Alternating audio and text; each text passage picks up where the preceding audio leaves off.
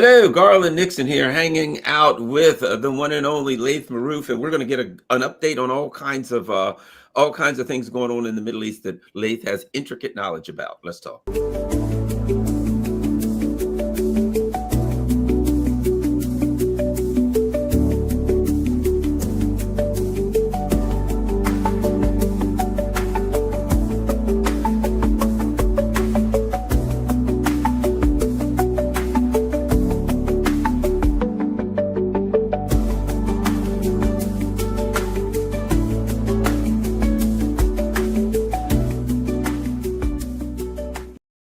Hello, Garland Nixon here. We're going to get our weekly update from Laith Marouf. But before we get going, guess what? We got to check out the most important site for information in the region, freepalestine.video. That's freepalestine.video. Look at that. An absolute incredible site. If you're not going there to get your information, then you don't really know what's happening. You're not really getting all of the information. It is English language. This is the organization that Laith works with. And if you notice there, look at that. You got latest episodes, field reports, military operations. I mean, stuff coming in all the time. And of course, the most important one to keep this thing going so we can all work together, donate to Free Palestine TV, help fund our community television station so we can bring you live information from the war for the liberation of Palestine. Look at that right there. You can do it one time, but also, and this is important, monthly. That's right. You can click on there and you can be a monthly contributor. You can be an important part of freepalestine.video. So if you're asking yourself, what can I do? You know, I'm opposed to the terrible things that are going on in Gaza and beyond. Is there anything I can do more than just be in the chat and argue with other people in the chat? In fact, there is something you can do that is critical to the battle against the mistreatment of the Palestinians, and of course for the fight for justice in the region and in the world. You can donate to Free Palestine TV. And of course, there are people that say, I don't have much money. I only got $5 or $10, $20, $25. What good is that going to help? Well, maybe you don't. But guess what? If you could do that monthly, it adds up and it really helps Free Palestine TV to continue. So the website is freepalestine.video, freepalestine.video. Do not forget it. Do not forget how important it is, and to make sure that you do the best that you can, even if you can't afford to contribute. What you can do is share that on all your social media platforms and ask other people to contribute as best as they can, and it'll all add up. All right, let's get going. Let's start with this. And that is, one of the things that we're seeing here, so Netanyahu apparently said in last week, somebody said something to Trump about the starvation going on. And he says, oh, I'm going to do something about it. Doesn't seem to be in a big rush. We see Netanyahu says he's going to allow limited food in. I mean, you got, a lot of people there, limited, right? Starvation. This is, I've been saying this for a while. This is medieval siege. This is something that happened in the Dark Ages, which means that we're still in the Dark Ages when you're dealing with these people. We talk about the Dark Ages because of oh my God, can you believe the things they did back then? They tortured people. They tore them apart. They starved people. These horrible crusades. Yeah, well, the more things change, the more things stay the same. When it comes to these lunatics, the ruling elite never left the Dark Ages, Laith Marouf. Yeah, a few things there. First off, I would like to thank you, Garland, for hosting me once more. I encourage also your audience to contribute to maintaining your productions by going to the Patreon, and you're sending you by mail checks, as you can see that ticker down there. This collaboration of all media producers that are revolutionary, anti-oppression like us is very important, and I thank you again for hosting me. In terms of the starvation and the famine that is being man-made right now in Gaza, remember the resistance in Gaza were told by President Trump that if they release the Israeli-American dual citizen soldier that was captured in Gaza, that Trump will allow aid to come in, and they released that American-Israeli soldier, and no aid came in. So clearly, Trump had reneged on his word. The other thing that we need to understand is that for the first time in 20 months since this genocide started, we saw Israeli demonstrators going to the border of Gaza to attempt to open the route for the aid trucks. And that's very significant. This is the first time we see that in 20 months. And I hope more Israelis and more Jewish Europeans and Jewish Americans go down to the border of Gaza to attempt to break the siege and end the starvation that is being conducted in their name. This is the responsibility of every free Jewish man and woman on this planet that wants to save Judaism from the curse of Zion, that wants to save Palestinians that are being killed in the name of Judaism. This is their duty. They need to go, and I'm glad to see the beginnings of it. And those demonstrators, there were just, maybe 40 of them. They got a whipping. They got beaten up by the Israeli soldiers, and this is to be expected. And if these people are honorable, they should continue doing this, and they should even risk their life to end this genocide being conducted in their name. So that's one good news item. Now, obviously, we look at what's happening inside Gaza. The numbers of children that have died of starvation is now, at least the ones that the Ministry of Health knows about, is closing up on 100. So we also know that the last cancer hospital in Gaza has been occupied now and destroyed by the Israelis. This is as we are finding out that Biden has cancer in his testicles. The last time when he was a president, the first cancer ward was destroyed at his watch, and he didn't do anything, and he didn't care about the cancer patients in Gaza. So maybe this is karma coming back. I personally will not wish suffering on anybody, but this is the comeuppance, it seems like. I wish I was as nice as you. That's all You I'll know, say. You said you won't wish suffering on anybody. I wish I was as kind as you are. I try. I yes, try. But I just don't say. When I found out he had cancer, I said, I'm not going to say the things that I'm thinking, because I don't want to be that kind of person. But deep down inside, I know I am that kind of person. So I'll just leave it. It is. I'm thinking it. And, as a man who studies Zen, I say there's no wrong thoughts, only wrong actions, right? You, yes, you may think anything, but don't do something. So you know what? The thoughts that I have, I think are fairly obvious, but I'm not going to say something that would betray the attempt that I will make to remain a civilized person. But I'm yes. not really So, civilized. so the way I go around that is like I wish on Israeli children what Israelis wish on Palestinian children. That's all. If the Israelis want to bring peace and a good life to Palestinian children, then that's what will happen to Israeli children. But if they wish death on my children, that they will be bringing death on the children of Israel. That's all I can say. I wish for every child in the West the same fate that the Western elite wish on Palestinians. And, that's out of my hand. You see, it's going to be now in their hand what is going to happen as the fate of those children in Israel. So the starvation continues, the destruction of the health infrastructure in Gaza continues. There was also a huge bombardment of Gaza yesterday. There was a Arabized special force of Zionists dressed up as women who entered and in a car and had their equipment in these cages that were camouflaged as futon and blankets and so forth, and inside them was their equipment. And they entered the house and they killed a man, and then they kidnapped his wife and children.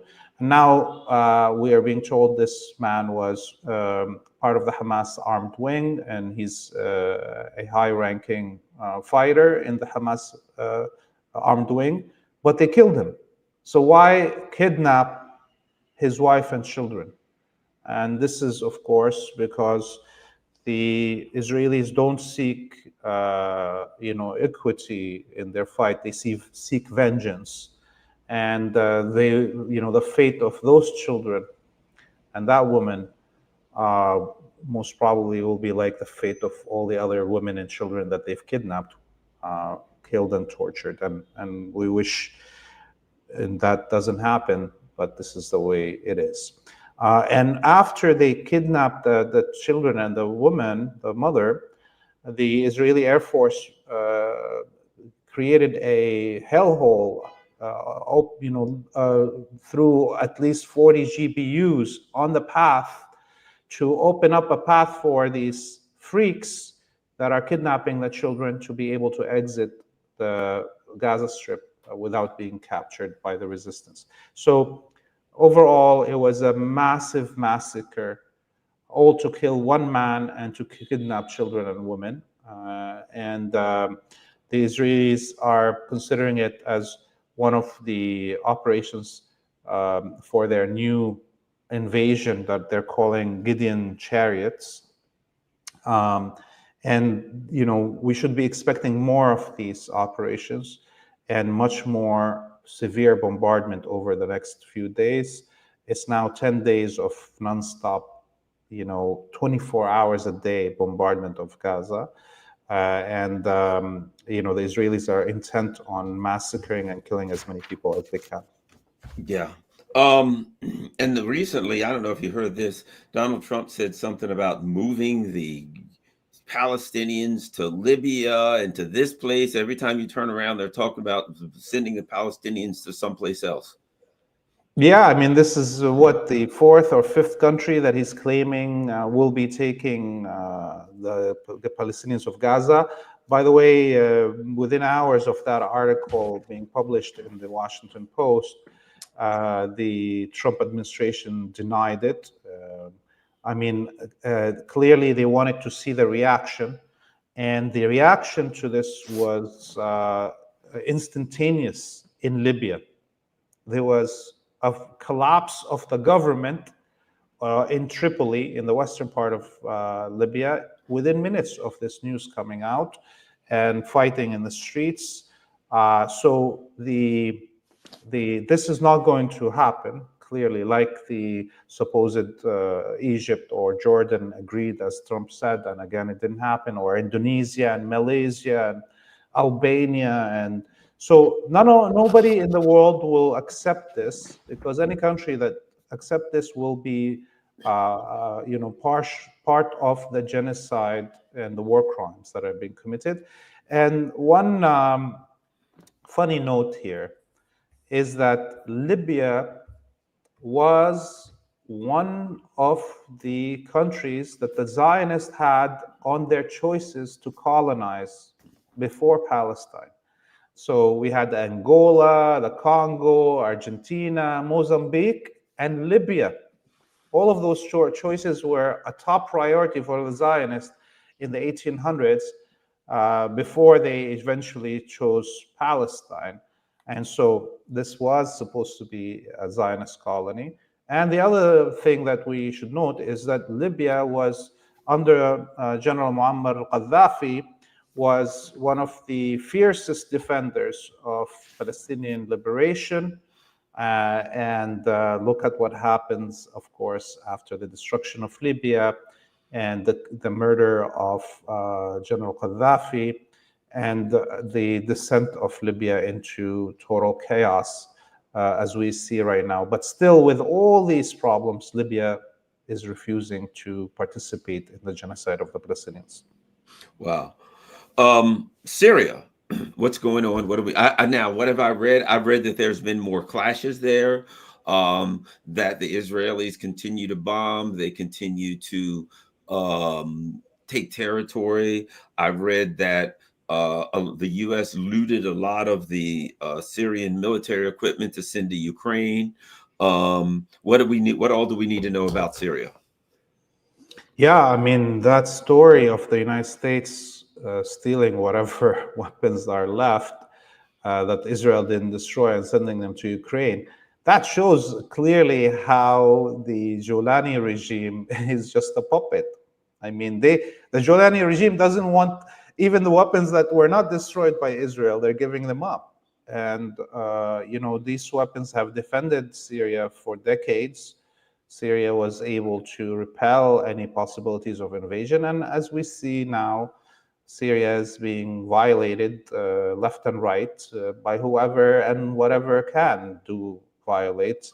And the occupation in the south is expanding by the Zionists. They have been kidnapping Syrian civilians in the area. The number of kidnapped Syrian civilians in the south is reaching 2,000. We don't know where they are, where they're being held. There's no access to lawyers. There's no access to information. And this is creating, I think, more and more impetus for resistance in the south of Syria. And given that, over the last 2 days, the Israeli media claimed that the Israeli military conducted a special operation inside Damascus to steal from the Syrian Ministry of Intelligence the archive of the executed Israeli spy Eli Cohen, who was in the Syrian government in the 1960s.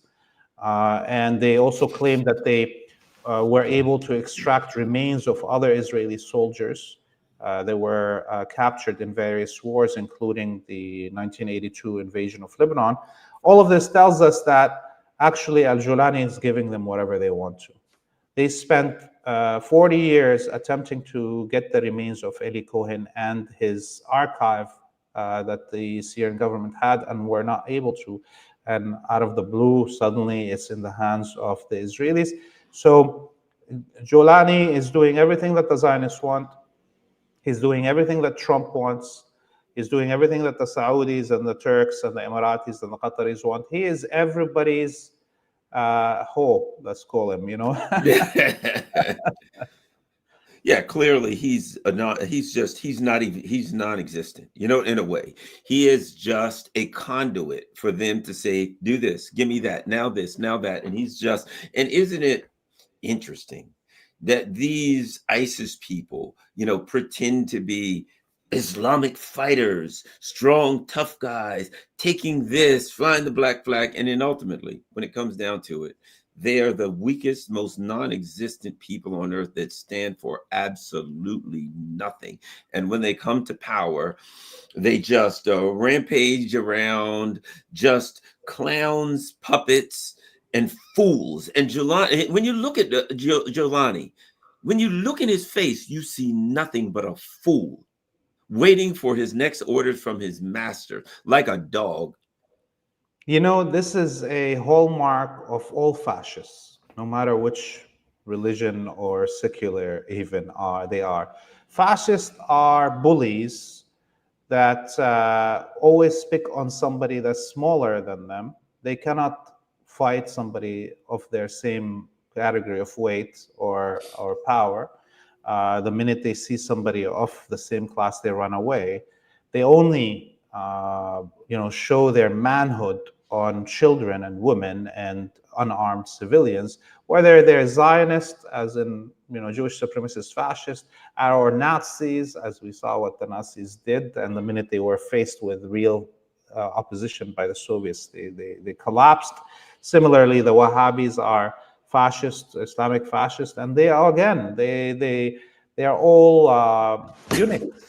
They can't fight a real fight. They need to have unarmed civilians as their victims so they can feel that they're men. Okay, that's the truth. Somebody who is mass raping, abducting women and raping them, that's somebody who can't get a woman in real life. Okay, that's the truth. And so this is not unique to Al Qaeda, ISIS. This is the normal position of a fascist in general. Yemen. Well, so after soundly defeating the U.S. Navy and running them out of the Red Sea, um, they seem to be continue. I saw some video of there was in Israel and occupied Palestine, and there were people whose cars were pulled on the side of the road. They were ducking, they were running for shelters, and for all the toughness they claim, apparently Yemen had said, hey, we're going to send some more missiles. And it seems that the population has figured out that their government can't stop those missiles. And they just literally panic every time. Even before firing a missile, Yemen has success before they even fire a missile, because when they announce they're going to do it, the Israelis scatter like like roaches and run in all directions in horror and fear. What's going on with Yemen? Yeah, so Yemen yesterday announced, sent a public message to all airliners not to land in Ben Gurion Airport because their planes will be targeted on tarmac. The Yemenis also said that they will be targeting all Israeli airports.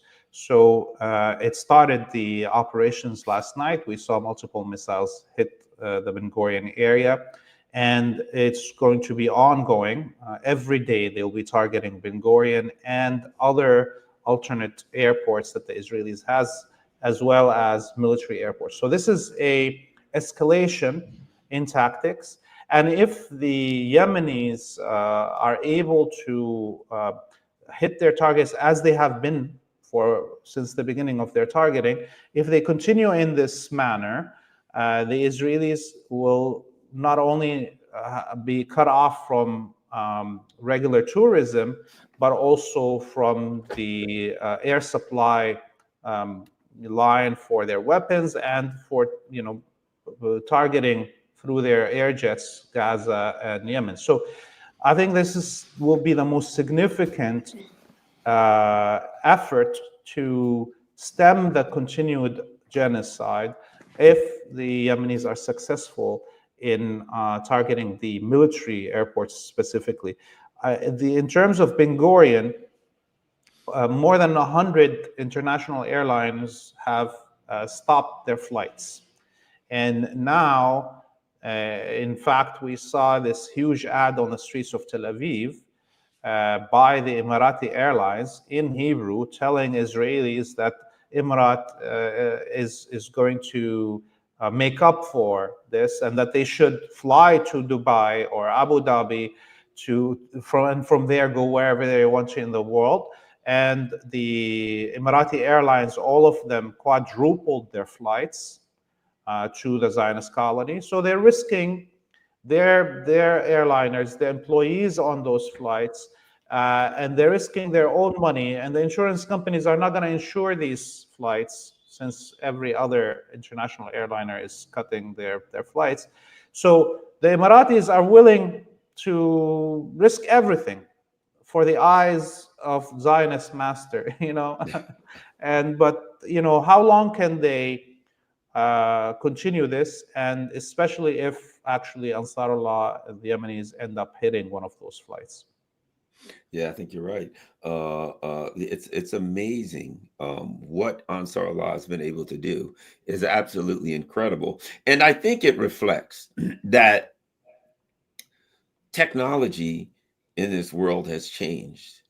And it's like when the Western powers had gunpowder and they had guns, and would go attack someone who only had bows and arrows, and their technological superiority allowed them to dominate and take all kinds of things.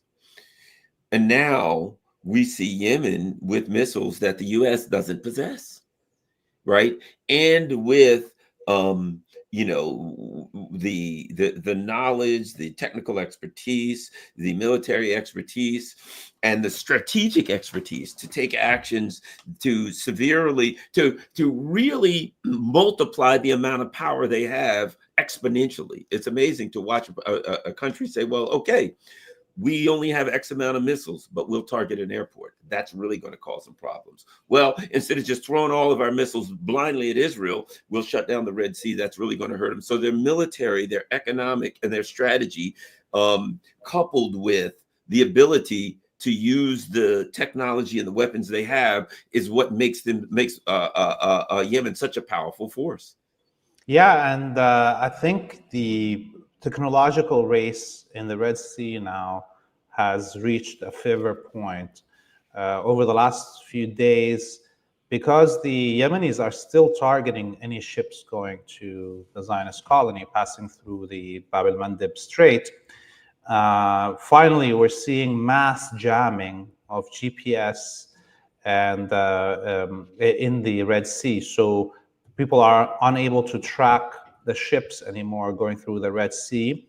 And if you try to track a ship that's going through the Red Sea, you'll see it that it's going in the middle of Africa and coming back somehow. It's like at the Ethiopian highlands. This ship is so clearly the Americans and the Israelis are trying to make it harder and harder for the Yemenis to track these ships. But that's making the life of these captains very hard. How are they going to navigate themselves in these waters without GPS? And how are other ships that are also trying to navigate not have an accident with them? So it shows you the desperation that is reaching in the American and Israeli naval generals and so on, strategic command. And finally, I would say about Yemen, over the last few days, there was other announcements by the Yemenis that they will be launching new weapons that haven't been used yet, and I'm waiting eagerly to see what surprises they have for us. I have read and heard some places that the Yemen has much more advanced. One of the reasons the U.S. left is because Yemen has much more advanced air defense systems now, and that the U.S. was getting to a point where they don't have air superiority over Yemen. That they didn't want to admit it, but that when you see these MQ-9 Reaper drones going down, once every couple months, one would go down to one a week, and to the allegations and assertions that every couple days an F-16 would slip into the sea because of some haphazard misadventure on board or a sharp turn, which a lot of people who I respect believed it. It seems suspicious to me that, I've been following these things for years, and I never hear of any F-18 slip off the deck into the sea. And then all of a sudden, within 2 days, two of them slip off, and they're like, come to think of it, I think we've been here long enough. We won. They've capitulated. We're getting out of here. I still think some of those things got shot down, and they've just realized we can't stay here anymore because they're going to shoot down everything. And then they'll be humiliated. They can't threaten Iraq. They can't threaten anybody. If everybody knows they can't even fly over Yemen, it's done. So they had to leave. That's what I think. Maybe I'm wrong. No, you're not wrong. And in fact, I was reading in Israeli media talking about how the Yemeni radars had actually identified the F-35s. And that was the biggest, that was the first freak out that the Americans had when their F-35s were painted red by Yemeni drones, and they had to take them out of range of Yemeni air defense systems. And so, we saw much of the American and Israeli and UK bombardment concentrated on the coastline of Yemen, on the Hodeidah and other ports that are near Hodeidah. Because of that, they were having to fire their missiles from above the Red Sea, so they don't even get close to the airspace of Yemen. Their first run of attacks on Sana'a put a lot of these aircrafts in danger, and they didn't come back. They then after they did that, they started concentrating on the northern borders and on the sea coastline of Yemen, because they wanted to keep their crafts outside the range of the radars and the missiles. So that's very important, because if Yemen can identify an F-35 in the air, the radars that Yemen has, then for sure Iranians can do that, and for sure Russians and Chinese can do that. So now the F-35 is not only the most expensive lemon in the world, it's also like a failed lemon that you can't make a lemonade from, you know. Right. It's a dud. It's a dud. It's like a dud missile that doesn't go off. Yeah, I agree. And I would think this: if some of Yemen's friends wanted to send a message, giving Yemen some air defense systems and letting them paint the F-35s and shoot down, it kind of does. It's a nice way to send a message to the empire. But the world can look at that message and say the empire, now the empire's all bark. It's like, I remember there was a guy when I was in high school, and he was a little guy, and he was like a little yappy dog. He was always telling people he was going to fight them. He was threatening people. He had the biggest mouth, and everybody just left like, you know what I mean? But, in later years, I realized, because he was just a little mouthy, that's why he was mouthy. You know what I mean? Because he really couldn't do anything. And so he felt, I think it was like a way to keep people from messing with me. Nobody was messing with him anyway. But here's my point. The U.S. empire now is mouthy. Iran, you better do this, or we're going to attack you. We're going to bomb you. And Iran's like, we don't want any trouble. Yeah, well, if you're not going to be able to allow this, and we won't have you to do, or boy, it's going to turn out bad for you. And I'm like, all that threatening. And the world is looking, saying, hey, Yemen's kicking your ass.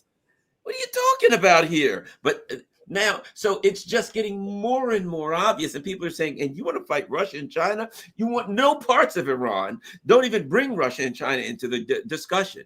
If they attacked Yemen, if they started flying into Yemen, they'd be getting, their ships would be sank, and their planes would be shot down. And we're talking Yemen. Anyway, go ahead. Yeah, and clearly the Iranians are much more advanced than that. And, this is the reason that the Americans had to bring the B-1 bombers and flying all the way at the stratosphere, basically, because the F-35, F-15s, 16s, 18s were all going to be shot down in the air. And that's the only time they use the B-1 bombers is to bombard Sana'a. They had to go right on top of it, because Sana'a is in the middle of, like a bowl in the middle of a mountain range. So, and it's on the top of the mountains, right? So you can't just bomb it. You have to go really on top of it to be able to bomb. It's like your missiles coming out from a plane don't go up like this and down. So, but we don't know if these B-1 bombers were also somehow, painted red with the radar. But again, this leaves very little options for the United States. It doesn't have too many B-1 bombers. And if it has to use B-1 bombers to bombard Iran, because all of its other jets are visible to the radars in Iran, this is not going to be successful. Iran is a huge country. How many of these B-1 bombers can go up in the air at the same time? How much is the cost going to be for that? Every flight of a B-1 bomber costs tens of millions of dollars. So, now the United States doesn't have much air options to conduct warfare against the final three that are left: Iran, Russia, and China. Its own navy is out of the game. It cannot anymore project power from aircraft carriers, because they are sinkable even by Yemen. So what is left for the United States to conduct warfare against these three, I don't think there's much. Nothing but threats, nothing but talk and try to intimidate. Because if they have to follow it up, they don't want to. They don't want to put themselves in that position. Interesting. Yemen, a poor country that has this dramatic effect on international politics. There's another country that doesn't have much that has a significant international effect on politics. Burkina Faso, Ibrahim Traore. The world is looking at them right now.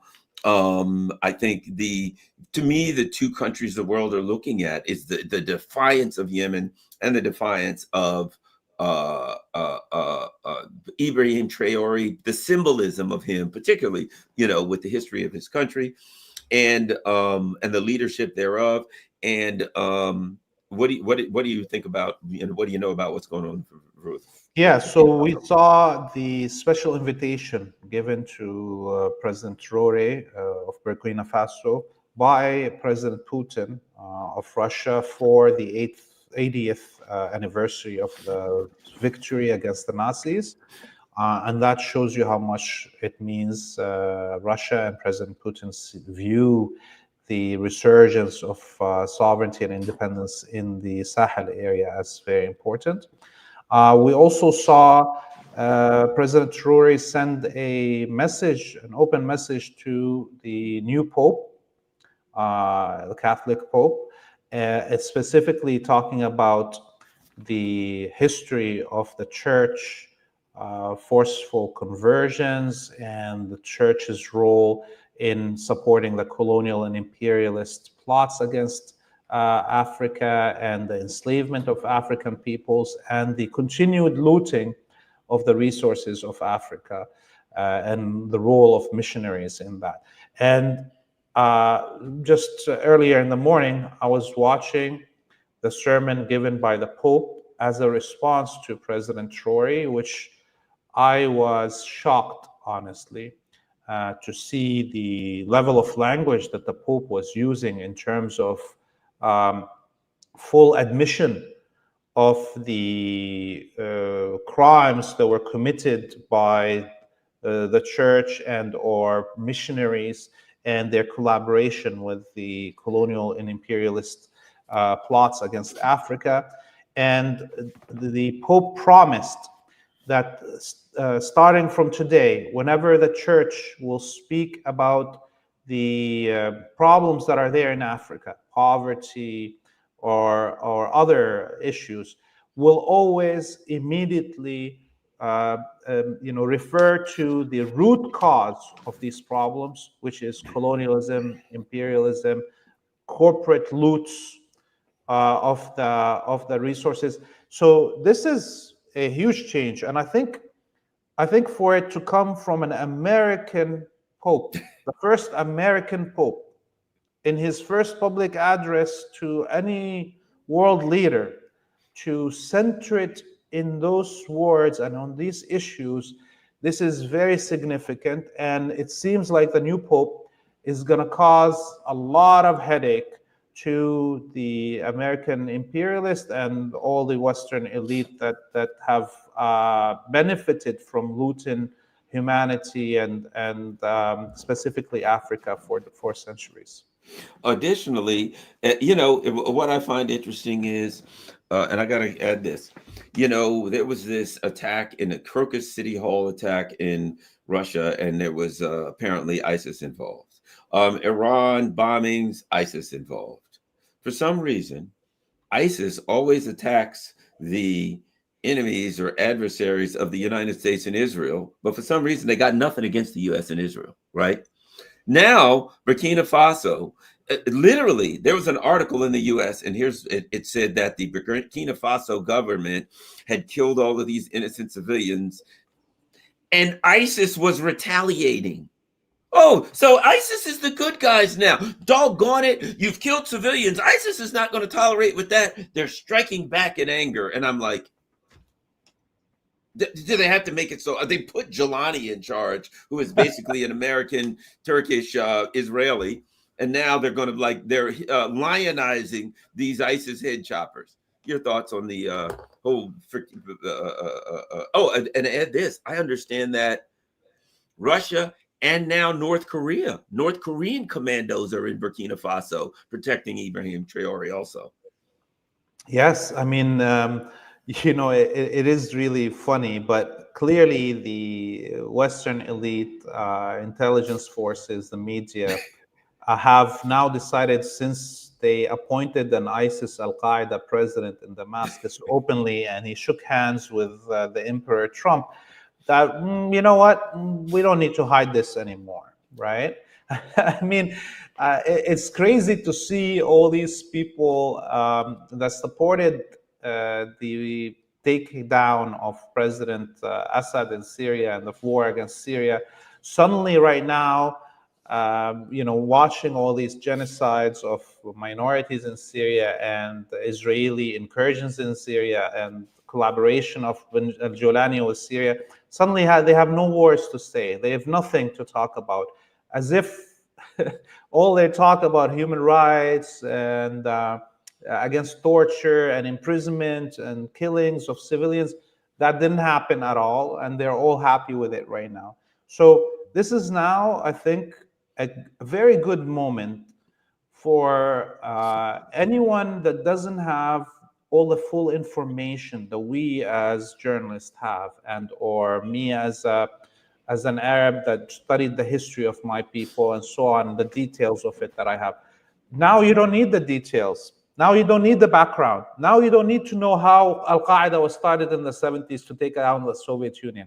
You don't need to know any of those things, because it's out in the open now that Al Qaeda and ISIS and these Wahhabi death squads are openly allied with the United States, and the emperor has given them the stamp. So, Burkina Faso, we all should keep our eyes on what's happening there.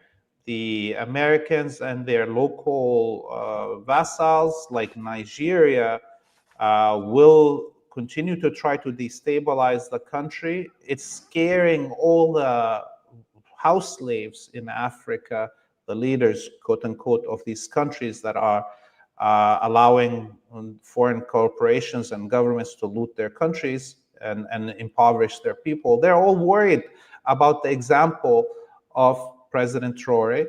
And we should be encouraging Mali, Niger, and Burkina Faso to erase the historical colonial borders and to push forward to try to help other countries around them achieve this liberation as they did. The bigger the free zone is in the Sahel, and the more people are uplifted from poverty and given hope and something to look forward in the future, the safer this revolution will be in the Sahel, and the longer lasting it could be. And North Korea sending troops there is an amazing moment of solidarity. I, as a Syrian, wish that they sent troops to Syria to defend it at the time. Clearly, Syria was left alone at one point, as we saw, and that's the result. So international solidarity in the face of an imperialist regime that has all the resources and all the mercenaries, Wahhabi death squads, paid mercenaries, and all these spies and the collaboration of all these regimes against Burkina Faso. This means we need a common front to counter this imperialist common front. We can't expect Burkina Faso to stand by itself and be able to survive this onslaught. Look, Syria tried it 15 years, and it's not an easy thing to defeat a whole empire. Yeah, I certainly agree. Something else, one of the things that's interesting now, we're finding out that I read that Pakistan, when this conflict, if you want to call it, with India started, the defense minister first came out and said, we've been doing the dirty work for the West for years, clearly showing that, MI6 CIA operation to cause that. And he was very upset about it. And so he said what he could. But the other part of it was, and then shortly after they said, where we couldn't really fight a war because all of our stuff was given to Ukraine. And so what we're starting to see, there was stuff from Israel. South Korea was looted for military stuff for Ukraine. The West looted all of its colonies.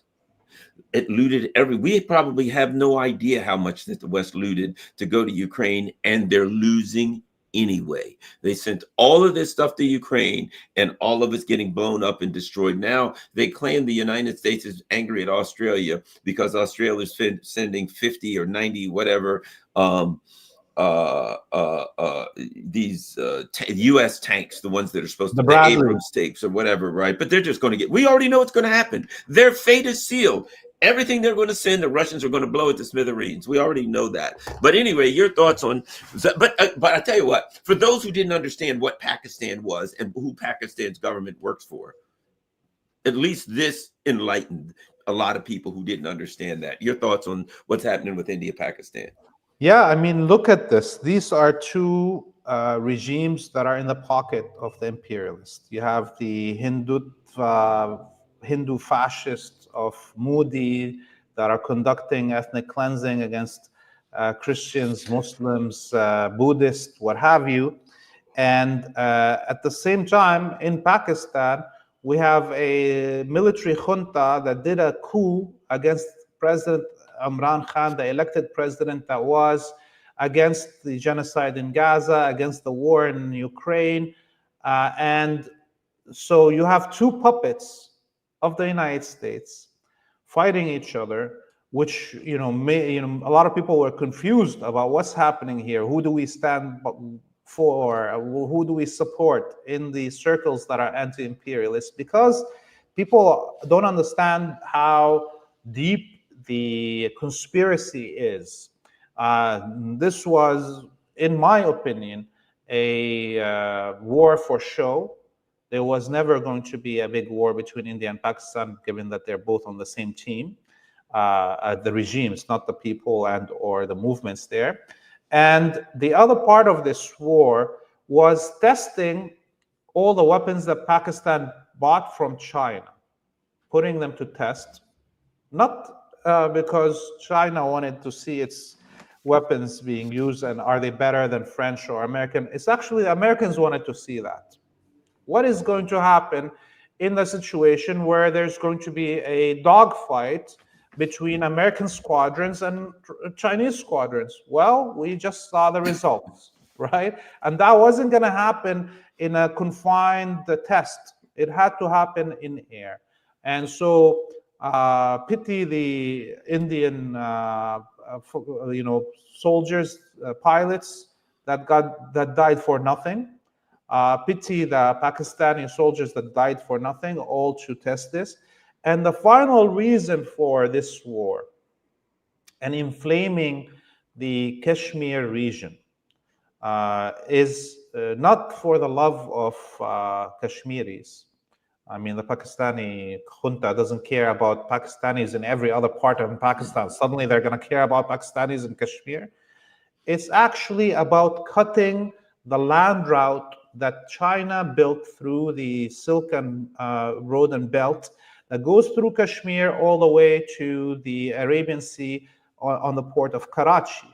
And they spent tens of billions of dollars putting train tracks and major highways to be able to have this exit for their trade, to bypass having to go through ships all around the Indian subcontinent. And so what the Americans did here is they cut the route on China. And basically now all the investment that China put to increase trade through this route is going to go for nothing. And this is the main reason we saw this fight between India and Pakistan, this theatrical fight. Yeah, I'm with you. Because when people were like, oh, there's going to be war, I said, there's no possibility there's going to be war. I knew they were going to dance. They were going to throw some stuff back and forth for a week or two. And then they were both. It was so obvious the whole time that they were like, even the rhetoric they were using. It was, and in the background, you were hearing, well, there probably won't be a war. No, people don't worry. There won't be a nuclear war here. So, we see. I think we have covered everything that we planned on covering. Let me ask you this, but the final thing I'll ask you about, since we just a couple more minutes in this, this business, I'm going to talk about it a little bit later, but I want to get your thoughts on it. Oh, there's going to be a talk with, there's Turkey, it's Zelensky and the Ukrainians are going to be there. They're going to be in Turkey, and the Americans are, and I'm like, the casual observer looks at it and says, the Ukrainians can't win. The Russians are winning. They'll never take these cockamamie deals that they're offering. Your thoughts on what this whole, so now Trump's going to call and talk to Putin, and he says, oh, when I talk to Putin, he'll take a deal that, and I'm like, no, he's not. Are you stupid enough to think that he's going to take a deal? Or do you think we're stupid enough to think that you can offer the winner a loss, and the winner of a war is going to say, we'll act as though we lost? This whole thing is absurd, an absurd dance. But do you have some thoughts on this absurd dance we're looking at between the Trump people and the coalition of the sniffing? I know you saw that cocaine, that napkin that, for some reason, if there's a dirty napkin on the table, you stick it in your pocket. We're supposed to believe that And it was you just a hide it dirty napkin. with your left. You grab it with your left, and you hide it under your right armpit. Yeah, exactly. They're like,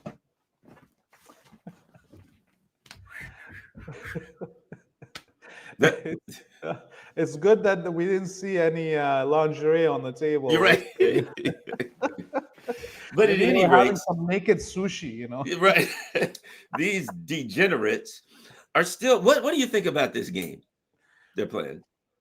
I think the opposition in Turkey is going to have a field day because the demonstrations are still ongoing. So they most probably will target whatever venue these meetings are going to happen, and maybe we'll have finally a peek into the anti-Erdogan movement that has been going on for the last month, that has been blacked out from all international media. So I expect that. I expect that the opposition will take advantage of this moment to break the silence. The other thing that I think the Americans are trying to do right now is, Erdogan had delivered a service to the Americans by the capture of Syria. He has been able to manipulate and delay somehow the full-out war between Ukraine and Russia because of his closeness, because of Turkey's control of the Bosphorus Strait, and the effect of it that could happen if it's closed on Russian naval projection. And so I think Trump is trying, giving this as a gift to Erdogan.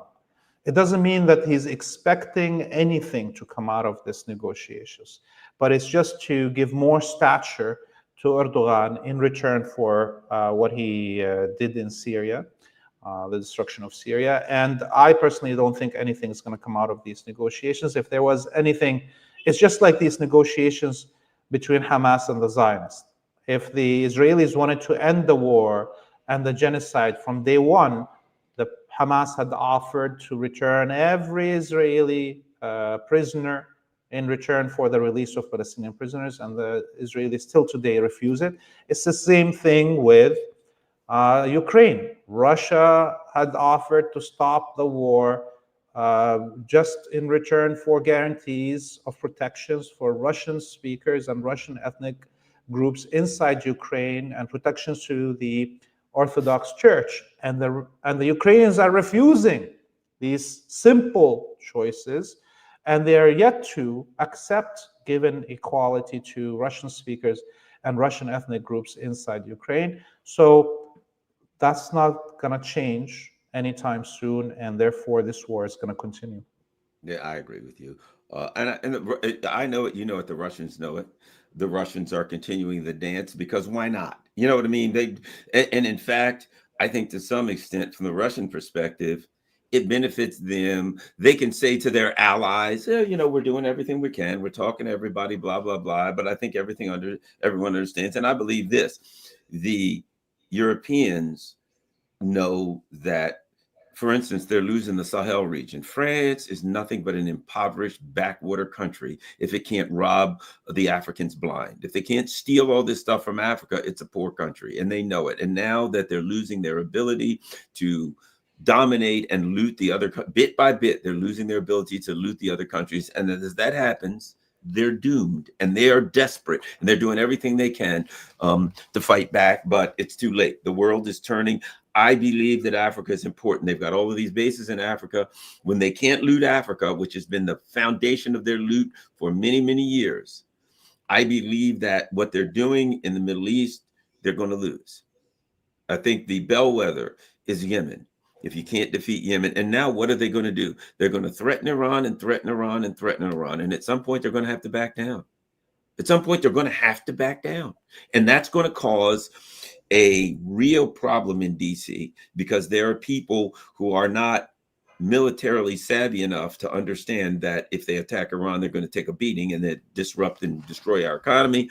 But there are military people saying we can't do this. And so the U.S. empire is at a very, very difficult position where it still tries to pretend to have the imperial military and economic domination that it doesn't have.